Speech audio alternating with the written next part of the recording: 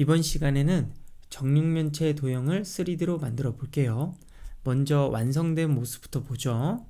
시작하기 버튼 누르고 키보드 왼쪽, 오른쪽 방향키를 누르면 G축으로 돌게 만들었고요. 그리고 키보드 위쪽, 아래쪽을 누르면 X축으로 돌아요. 그리고 A키, S키를 누르면 Y축으로 돌게 만들었어요. 그런데 지금 도형이 선으로만 이루어졌기 때문에 여러분이 한 모선이나 꼭지점을 집중해서 보셔야지 제대로 돌아가는 게 보입니다.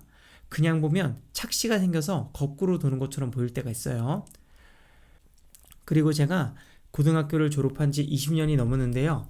이번 강의를 준비하느라 삼각함수를 다시 공부했어요. 분명 어렸을 때 배웠는데 사인, 코사인, 탄젠트 이런 용어만 기억나고 정말 아무것도 기억이 안 나더라고요. 일단 이번 시간에는 3D 도형을 만드는 원리부터 알아보도록 하겠습니다. 첫 번째로 이해를 해야 되는 게 이 공식을 이해를 해야 되거든요. 여기서 x, y는 여기 있는 좌표를 얘기를 해요. 자, 보면 빗변의 길이가 r이고요. 그리고 이 각도가 알파예요. 그리고 여기가 x, 세로가 y예요. 그럼 이때 이 좌표를 알아내는 공식이 이거예요. 빗변 곱하기 코사인 요 알파를 넣으면 x의 좌표를 알 수가 있고요. 그 다음에 y 좌표는 요 빗변 r 곱하기 사인 요 알파 각을 하면 y의 좌표를 알 수 있습니다. x, y 좌표가 왜 이 공식으로 성립이 되는지는 제가 이번 강의에서는 따로 설명을 드리지 않고요. 유튜브에 삼각함수라고 검색을 하면 굉장히 유명한 강사님이시죠. 정승재 강사님이 EBS에서 삼각함수 특강을 해놓으신 게 있어요. 저도 그걸 봤거든요. 그게 한 7개 정도가 있는데 다 보실 필요는 없고요.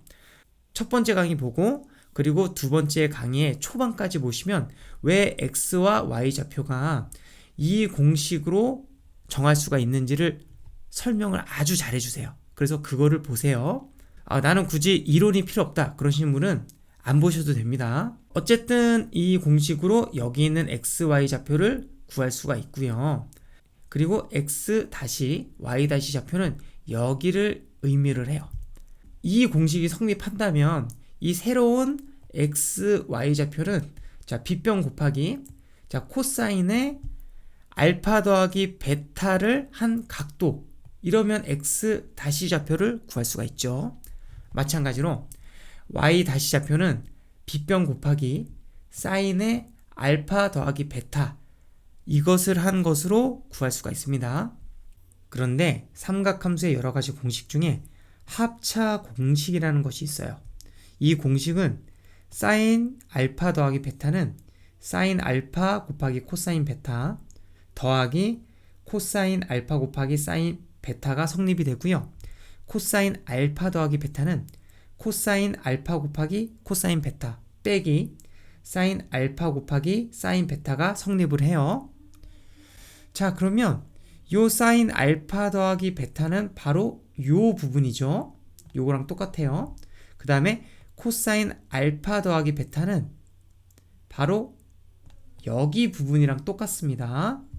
이 공식을 활용해서 우리가 새로운 식을 만들 수가 있는 거예요. 자, 그럼 결국에 새로운 좌표 x는 여기에 해당이 되는데 코사인 알파 곱하기 코사인 베타라고 했습니다.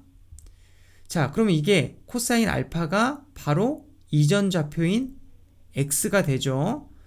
이 빗변의 길이 r에 곱하기 코사인 알파를 한 값이 x예요. 그죠? 그럼 이것을 우리가 그대로 이전 좌표인 x라고 바꿔도 무방하죠. 그리고 그 다음에 코사인 베타는 그대로 오고요. 그 다음에 사인 알파인데 이 사인 알파는 그대로 이전 좌표인 y가 사인 알파가 되는 거죠. 그래서 이 값이 이 사인 알파가 y가 되고 사인 베타는 그대로 곱해주고 y 다시는 방금 설명드린 원리로 인해서 자 사인 알파 그대로 이전 좌표인 y가 되고 코사인 베타 그대로 넣어주고 그 다음에 더하기 그대로 오고 자, 코사인 알파가 x좌표죠. 그 이전 좌표인 x 오고 여기에 사인 베타 그대로 곱해주고 자, 이 값을 더하면 새로운 좌표인 y-를 구할 수가 있는 거예요. 이 공식을 활용을 하면 우리가 이전의 좌표인 x, y만 알면 새로운 다음 좌표를 구할 수가 있는 거예요. 잘 기억해 두시고요. 그 다음에 우리는 3차원 도형을 그릴 거기 때문에 축이 3개가 필요해요. 그래서 세로는 y축, 깊이는 뭐냐면 가까이 있다, 멀리 있다 이 개념으로 보시면 돼요. 이 깊이는 지축이고요. 그 다음에 가로는 x축이에요.